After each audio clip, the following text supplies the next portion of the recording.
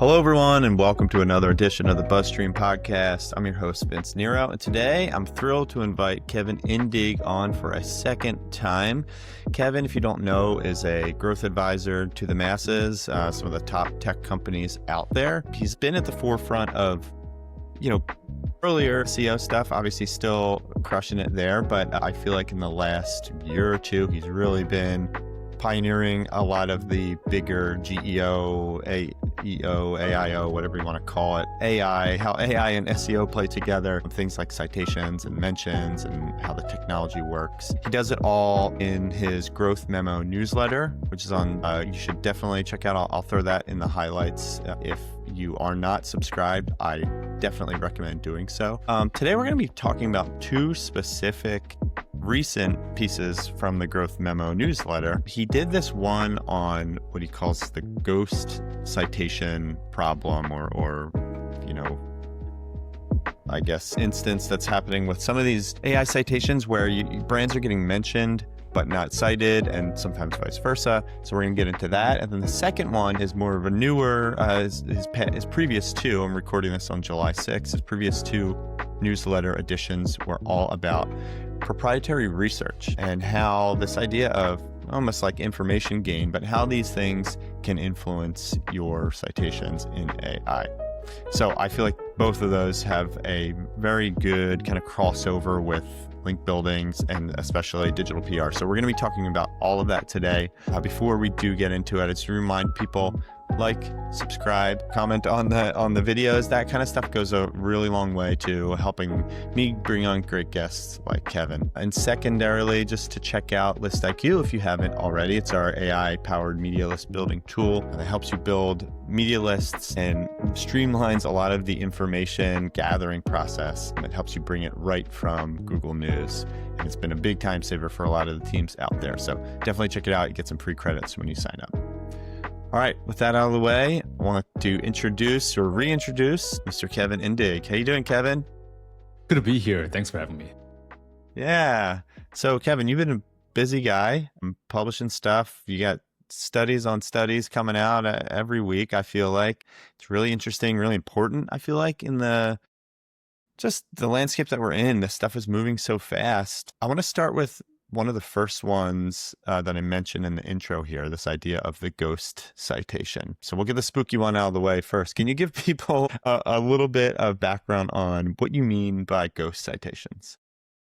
Ghost citation is essentially when an AI gives an answer and it cites a brand, but it doesn't mention the brand in the answer, right? So it cites the brand as a source, but not in the answer. And the background, or what kind of inspired me to that study, was that there was a couple of studies coming out basically saying that people barely click citations. The most prominent one is probably from Pew Research. They published one in 2025 where they looked at, I think, 900 US Americans, or US adults, better said, and I think over almost 70,000 interactions with AI. So pretty robust. And what they found is, and that's what most people focused on, that when Google shows an AI overview, the clicks on classic results go down by half, basically. But what they also found is that only 1% of all people click on citations in AI answers. And so on the other side of that study and of these results, I saw all this kind of excitement about citations. Everybody's like, oh, we're being cited by AI.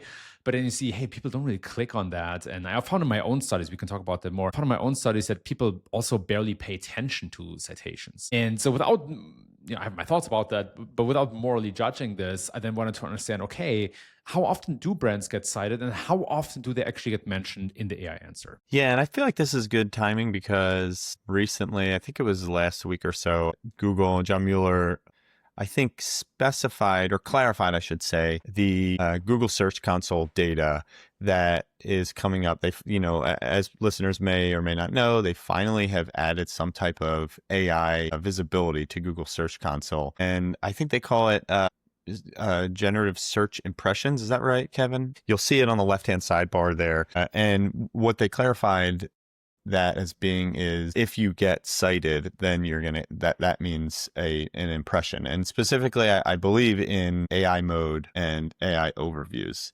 So am I fact check me here, Kevin? Yes, you're on the money. It's not Gemini, right? It's not Gemini. It's not Gemini as far as I know.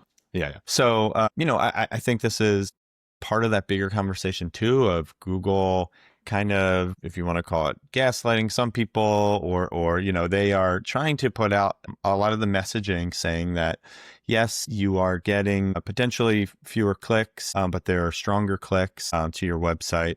So I think all this is, really important these days when you start to think about this citations versus mentions thing. Kevin, can I just ask you kind of at the forefront, what do you think is more important for a brand to be paying attention to, citations or mentions? I feel commenting on kind of the Google statement, I generally feel that this is a much bigger deal than most people realize. I do think that we are on the, we've kind of gone through this transition that we cannot go back on, where people getting the answers in the search results or through an AI chatbot like ChatGPT, that is now a new standard and expectation. And it's a complete structural change to the environment that leads to kind of clicks really not being the right metric anymore. But to actually answer your question, in my studies, I found that AI mentions are much more important. We've done a couple of these, but in one of them, we looked at a panel. And when I say we, I have a business partner in crime. His name is Eric from Buskirk. He operates some of these studies that are very user focused. And so there was one where we recruited a panel of 50 US Americans, basically normal average people, and how they make purchases in AI. And what we found is that 75 of the time, when they get a short list from AI, say they type something like, what is the best laptop into Gemini, and then I get like a short list of maybe 3, 5, or 10 brands, 75% of the time they choose the number one result. So people are really sensitive to AI mentions. They barely read citations. The only caveat that I want to point out is that some companies, due to their business model, will have a really hard time getting into mentions. Examples are review sites like TripAdvisor, Trustpilot, or G2. They're cited heavily, right? And their power as a platform is that they can influence the AI answers, but they hardly ever show up in them, right? Like most AIs, especially Claude, will not say according to G2, but they will instead cite G2 somewhere and just give the answer straight up, right? So I do want to call out there's a limitation of what you can achieve or where you can be present for some business models. For the majority of companies, AI mentions is where the money's at, and the money is really there. There's a bunch of studies, some of mine, but also SimilarWeb recently came out with one where they showed that when brands appear in AI answers, they really have a downstream impact, but we're severely limited in attribution, which makes this kind of like a bit of a betting game, right? You kind of want to, you don't know the exact outcome, but you want to bet some money just in case this thing is bigger than we all think, which I do think it is. Yeah, I mean, this is going to be a really tough problem, I think, for these brands, like you're saying. To try to tie this to something like digital PR or, PR and brand awareness in general. I mean, are you finding that these brands, is there any correlation to any other, metrics to help brands kind of wrap their heads around the upward battle that they have, like if you were starting a small jewelry brand or something, right? Like I almost say, don't even worry about any of this stuff and just like build your brand as naturally as possible and then start to worry about, the citation game. But yeah, I'm curious what your thought process is for something like that. You make an important point. Of course, I get a lot of questions, especially from startup founders on how much they should care about this. And I would absolutely agree with you. Most important is to first achieve product market fit, right? Like have a strong customer base, get the name out there.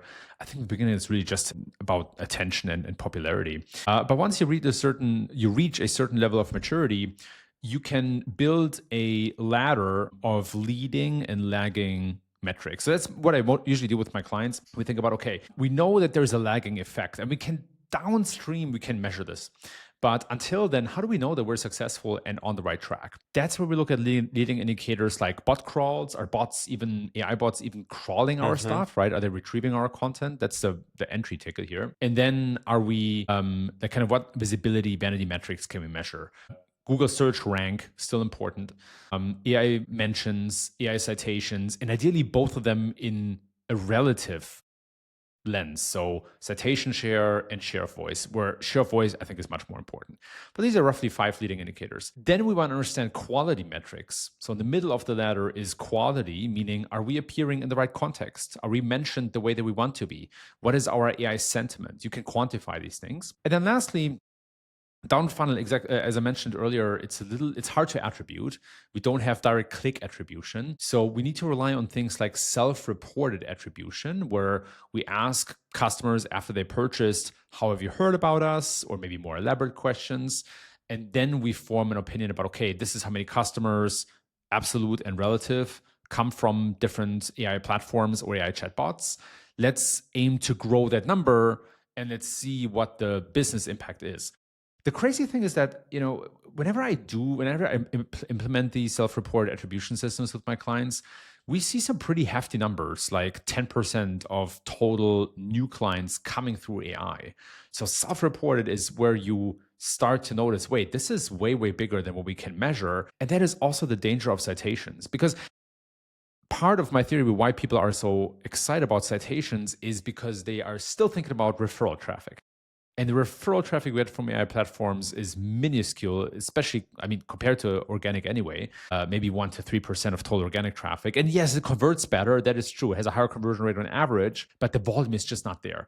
And so I think people are still caught in that traffic prison where they try to find a way to attribute clicks, but that significantly downplays how big this channel actually can be. Yeah, some great points there. Just the self-attribution thing, I think, is even something like we don't do that at Buzzstream, as much as I try to push for it. And I think some people are potentially hesitant. I know, we are to disrupt sign up flows and all that kind of stuff. And you're worried, but I think that kind of stuff does make a big impact, and just kind of understanding where your customers are coming from. And that, to me, seems to be the name of the game once you get down to it. Like you can do all you want in the SEO, GEO game, but like if ultimately people aren't finding you or coming to you via AI, I think that's, for a lot of people, maybe where you should start for a lot of listeners, especially the small businesses. If you're getting pushed to use AI, how do we show up in AI? It's like, okay, are people actually even finding us there? I think it does, though, bring up that interesting question of like are we chicken and egg type of deal, right? Of like, yeah, people aren't finding us on AI, so therefore we shouldn't show up in AI. We shouldn't be worrying about AI versus, well, maybe they're not finding us because we're not doing some of these other things. So you mentioned a couple other key pieces. Google search rank, how important is that? We don't have to get too far into this, but the conversation of the like, is SEO dead type of things, like how important is just traditional ranking for the vast majority of users?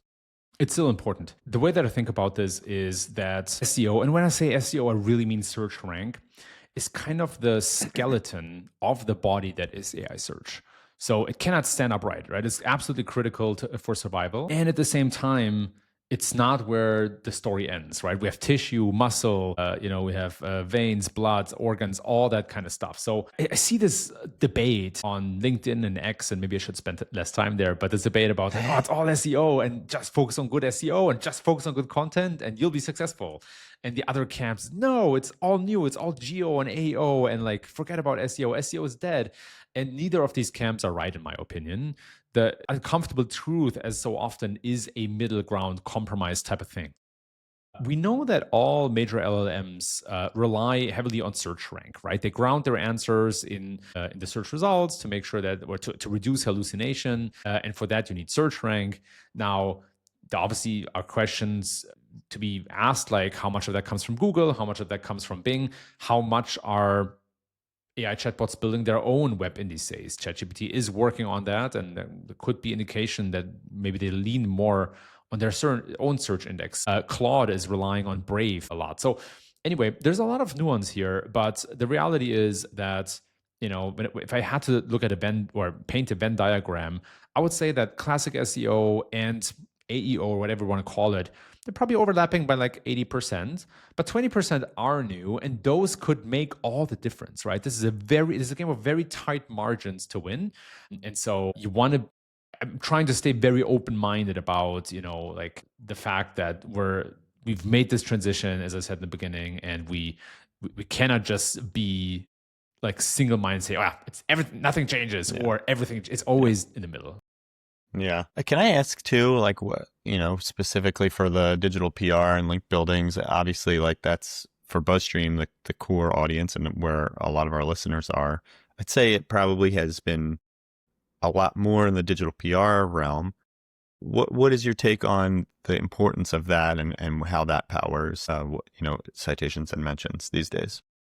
It's got much more important. And I'm not saying that because I'm on your podcast. I've written about this. There's record, okay? But it's, if you think back about what happened in SEO before November 22 or maybe early 23 when the whole AI hype started, we've basically been operating on this mental model that the most important, I would say, area to influence search rank is content, and then maybe backlinks, and then maybe some user experience. And then we learned in this Google trial that it's mostly user experience, and content and backlinks are kind of helpful, but it's like really just about like user behavior, which I think was like a huge revelation. And then AI hit, and that whole conversation kind of died down a little bit.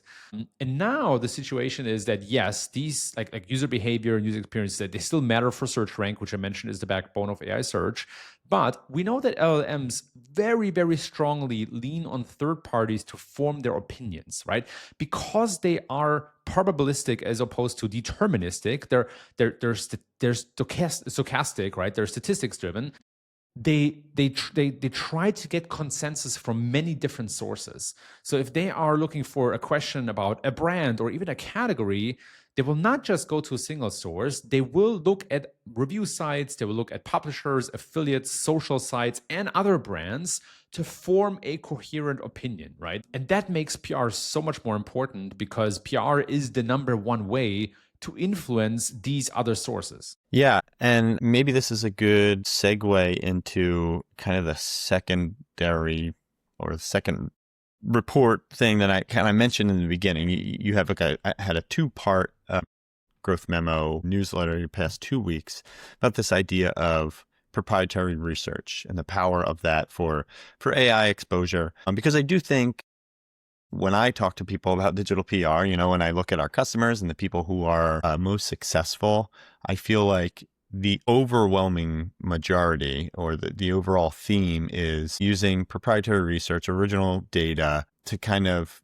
get a foothold either in your industry as thought leader, but then also it's something that journalists and sometimes, although to a lesser extent these days, bloggers like to write about. So let's talk a little bit about proprietary research and, information gain, that sort of thing. So you put out 2 pieces the past 2 weeks. Can you give this kind of a TLDR of the overarching findings? TLDR is that we found that companies that publish primary or first-party data tend to get cited more.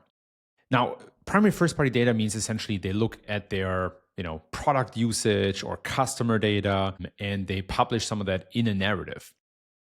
Important to distinguish is that we found that especially benchmarks, so industry benchmarks, really help with that advantage. So companies that publish industry benchmarks, and they publish them in a frame, that is buyer related, meaning, if you're Buzzstream and you publish the state of PR in 2026 and you answer questions like, what PR campaigns are effective, or what are some examples, like these questions that buyers of Buzzstream will ask, that type of format has disproportional benefits. Those kinds of benchmarks get cited a lot more because they have the best of both worlds. They have unique data, which is what LLMs crave. And at the same time, they answer important buyer questions that come up as prompts, or maybe, that are similar to prompts that people are asking. So benchmarks and any kind of research have an outstanding track record when it comes to more citations, and they also induce more AI visibility,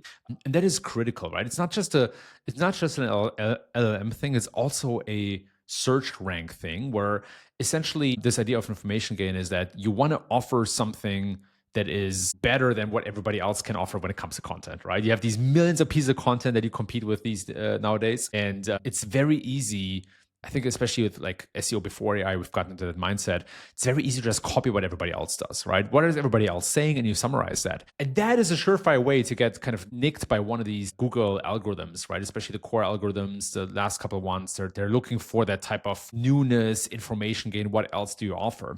Now, it's easy to just provide something else, right? Like it's easy to just say, yeah, sure, we're just not going to summarize what everybody else writes about, right? It's a fair question. But the reality is you need to be topically relevant, meaning there has to be at least some overlap with what the best results or the best piece of content are saying, simply based on relevance. And then from there, you need to figure out, okay, what else is new and something that other pieces of content do not have. And so again, primary research is like a very easy way to get into to kind of provide that. To make that more tangible, one exercise that I do with all of my clients is we do an inventory check on what kind of research do we have internally, whether it's been published or not. What data could we get potentially, again, from product usage, from customer behavior, from customers in general in the market? And are we surfacing that in our content or not? And if we're not, then we're kind of sprinkling that on top of the existing content. We're doing refreshes where we add more primary research and primary data to make it more attractive. And that usually has a pretty strong impact. Yeah, and you mentioned a couple things in there about not just, so my mind with this, you kind of laid out some of those posts that you see, like the statistics posts, right? Like that was probably the most used version of this, or abused version, where, basically you're finding and gathering a bunch of statistics around the web. The smart teams, I think the ones that are most successful, do use their own research, right? Like HubSpot does this a lot, where they create these big guides, content marketing statistics, and it's based off of their trends reports that they do. And so there they have a ton of proprietary research, but other people basically were getting success by just finding 100 statistics or whatever, 200 statistics from around the web. But it sounds like you're saying the proprietary piece is what's the key to this. But tell me a little bit more about things like methodology and the findings. And I want to get into distribution. Obviously, that's a big one too. But like, what about how you present the data is important?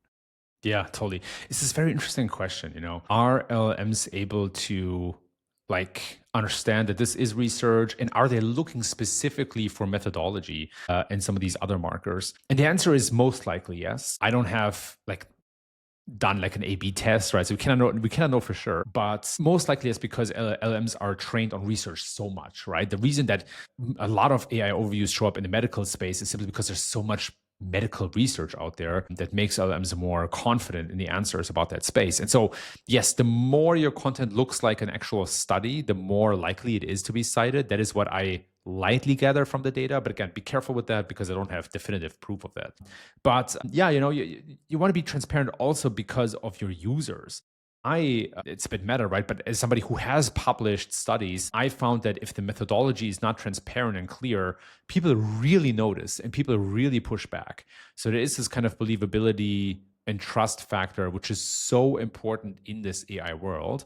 So I strongly advise to be as transparent as you possibly can about how you got the data and what your approach was. But it's likely that LLMs can kind of dissect that. And then, there's also this question of effort. So one thing I found is that the effort is disproportionate to the success, not just in AI search, but also in classic search. So the more effort goes into a piece of content, the more likely it is to outperform. And I will say, this is my personal opinion, but I think as an industry, and probably because of AI, we've gotten a little bit too sloppy with content creation. It's very tempting to use AI to create content at scale. And I'm not opposed to that completely, but there is something to be said about this idea of effort. And Google has recently taken a stronger stance on this idea of commodity versus non-commodity content. I think almost probably everybody has seen the slide from Danny Sullivan at that conference, where the name escaped me right now. But Google does pay attention to these effort markers. Where is somebody creating something truly unique and valuable based on firsthand experience and expertise?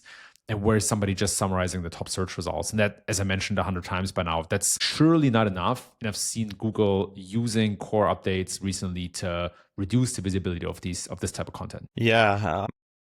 So do you think it's possible, like for, again, let's use the startup, or a small business jewelry brand to just get out there and start getting their content known using proprietary data? Is that enough? Do they need, how important is the distribution? If a tree falls in a forest, no one's there to hear it kind of thing, right? Like I remember that being one of the first things I ever read from Brian Dean, where it was like, you got to publish your stuff. You could be putting the most important things on the world on your website, but if no one sees it, how important is it?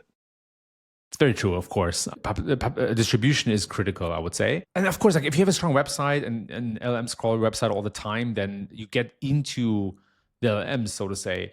But again, there's many good reasons for why you want to push distribution just to get more brand awareness, right? Ramp is a great example for that. Ramp is a fintech startup that I used to advise, and they're doing a great job at highlighting first-party data. They have all the credit card spent data, right? So they tell great stories about how companies, how much money they pay for OpenAI versus Anthropic and their products. So it's fantastic. And that, of course, also makes its way into LLMs, but also in classic search. And part of that is because they really distribute this data. Part of the distribution can be syndication, very effective. But I also want to, push more companies and brands to think about primary distribution channels like email. That's why it's so critical to build an email list. So if you're the jewelry store, and I would argue, most e-commerce companies, probably most companies, collect emails from transactions and then maybe send some offers out. But I would argue that it's so important these days to offer more in email or via email than just coupons or discounts or here's our new collection, but something of true value, maybe something more editorial, so that when you have something to distribute, that channel is warmed up and is ready to go and is grown. We've done that at a couple of companies, but Hims is a great example. I worked with Hims for a couple of years, and they do a really good job in boosting content through email, but in a way that it's truly valuable, truly something that people want to read. They underline that with paid distribution. Sometimes it's basic advertising and Google search. Sometimes it's YouTube advertising or social advertising that works fairly well. But then again, syndication, advertorials, sponsored content, and then influencer marketing, right? Like I myself collab with a couple of companies, but also see bigger brands paying, socially visible accounts to share some of these reports. And that obviously has a big multiplier effect, not just from an AI search perspective, but also from a business perspective. Yeah, I was gonna say like that seems to be the piece that some people potentially gets lost in this conversation, where if you're focusing too much on the citations part of thing or the, AI visibility in general, forgetting about the customers, and even talking about the information gain and proprietary research, you've shown that it's important for AI citations, right? But like, I'm sure you can make the case that it's important for overall brand building, brand authority in the space. It might not be as one-to-one of a metric that you can judge, but like, for these brands that can establish an ongoing report, say, a trends report or something, like I've seen that being so successful for a lot of these agencies, and what they deploy for their clients is just like an ongoing report, or even you get into like the expert commentary thing, like having a specific piece of data to comment on, breaking news. If you can pair, use it to kind of do some newsjacking, if you can use your own proprietary research to insert it into an ongoing news story, like that all of a sudden puts you into the conversation, right? And you're raising that brand awareness. So it becomes far more important than just AI mention or AI, citation. But so much, man. I'm sorry to cut you off there, but I just want to go. I'm super passionate about this point, right? I love this idea of newsjacking. I love this idea of like inserting yourself into the conversation. A great example is Okta, authentication brand that probably a lot of listeners use. They hired a full newsroom team of 6 full-time journalists. And all they do is second touch media and second touch commentary. And I think it's a brilliant idea because you want to insert yourself into what's going on right now, because attention truly is all you need. So attention is all you need is obviously the famous research paper behind the transformer that kind of kicked off the big kind of AI wave that we're going through right now. But attention is all you need is also this interesting principle for what brands do these days, right? It's almost like being part of the conversation is most important, and it doesn't matter how you achieve it. I'm not saying that's how it should be. I'm just saying that's how it looks. So, if you can newsjack, if you can just get attention, that in itself is incredibly valuable. And it might be hard to measure, right? Like impressions can be dangerous, but there is something about the fact that attention is very hard to gain and to hold. And everything competes with attention right now, from Netflix to Slack to, YouTube and content that people read. People bounce around a lot. People have a lot of second screen usage going on. So my rant here, I want to complete that rant by just saying, like, there is something incredibly valuable about owning attention. Yeah, I mean, that's an amazing, I think, plus for, digital PR and the idea that it's not just about the numbers with a lot of these things. And I think there's a lot of nuance, obviously, to like what you deem to be important. And I think that maybe is, or what you deem to be newsworthy about your company. And I think that is something that a lot of people potentially struggle with. I know, what in my early consulting days, it would be, you work with a CEO and they'd think this one thing is super, super important. And you had that tough conversation where you're like, nobody's going to care about this really. Like, you are really passionate about it, but you have to kind of make something out of it that will appeal, to their customers or appeal to the mass audiences. I'm curious if you, Kevin, like, have run into any common mistakes when it comes to that sort of thing, where it's, you are vying for attention, and obviously that's what everybody wants at the end of the day, especially for PR. But what are some common mistakes that, maybe you've seen over the years with working with all these great brands?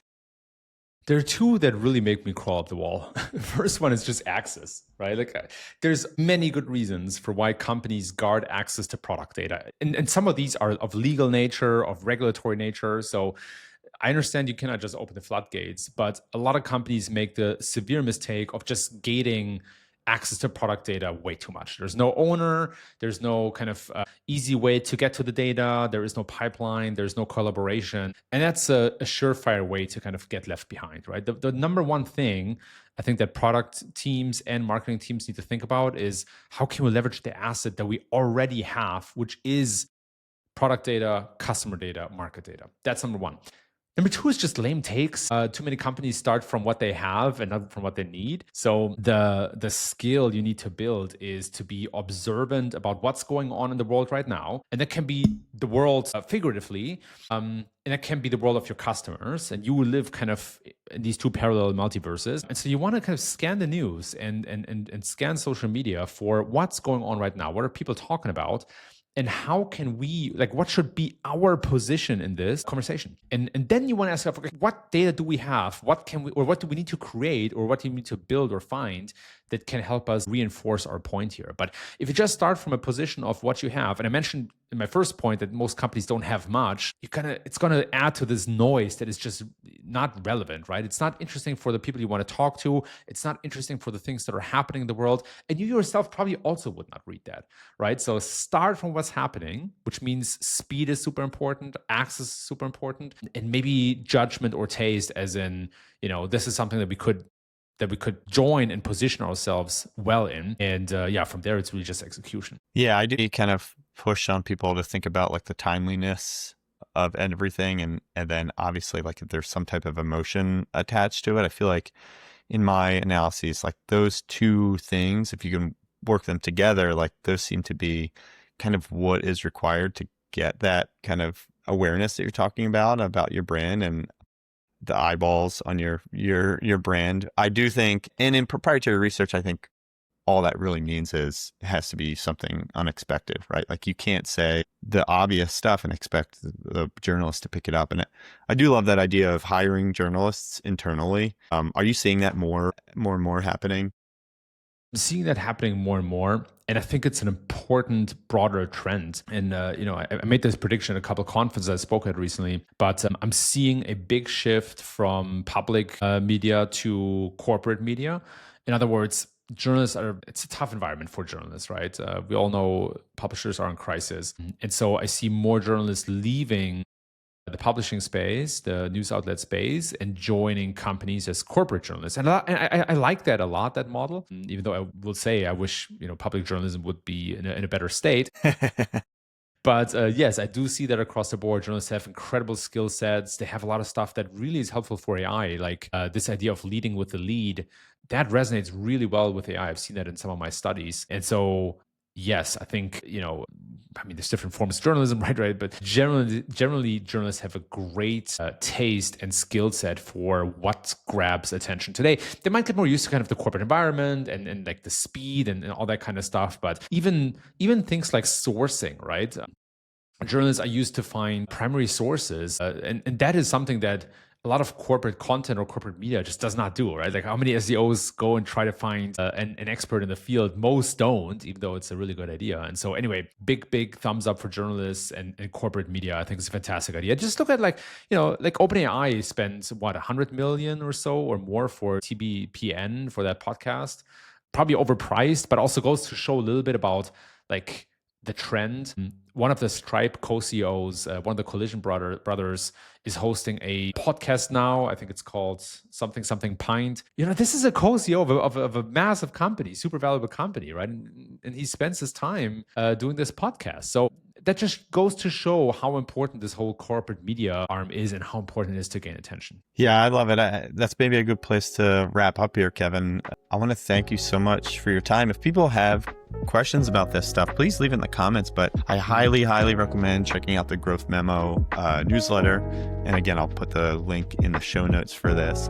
Kevin, thanks so much for your time. This was awesome. It was truly awesome also for me. Thanks so much for having me on. It's always a pleasure, Vince. Yeah, so if people want to connect with Kevin, definitely check it out. Check him out on LinkedIn. Are you on the Blue Sky X these days at all? Man, not on Blue Sky anymore. Not active at least. X maybe once a week or so. I'm more active these days on Substack and then always on LinkedIn, of course. Yeah. All right, guys. Thanks so much for watching and good luck out there.